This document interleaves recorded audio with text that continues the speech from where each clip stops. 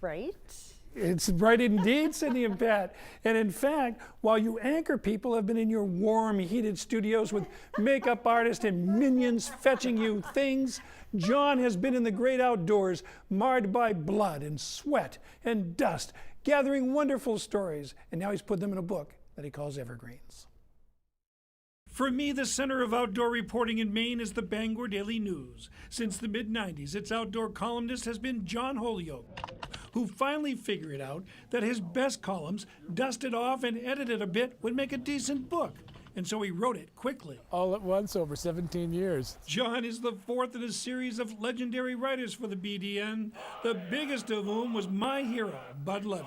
There's more beauty in this backyard than there is in the whole province of Labrador, in my judgment. Those writers transformed the beat, taking it down the trail from the hook and bullet days of the 1930s to a broader audience that doesn't necessarily carry guns and fishing rods. And John and I both agree that Bud would like Evergreens. I think he'd like it. What is it? He called it, sit down and have a glass of old stump blower and, listen to a tale or two. I mean,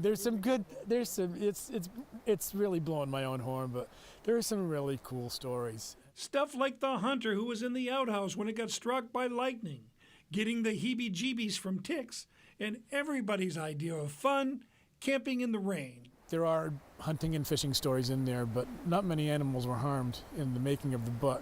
Although John Holyoke writes for a daily newspaper, readers often remember his stories forever. His book is an interesting and fun compilation of these tales, known as Evergreens. Now that book signing's tomorrow night at 7 p.m. at the Bangor Arts Exchange. It'll be the first time a guy wearing a Mackinac shirt has been honored there since Paul Bunyan was speaking. He tried to bring in his Blue Ox babe. I think there was a fight. It was not a good night. We're thinking it'll go better tomorrow night. John Holyoke, Evergreens. Excellent. Thanks.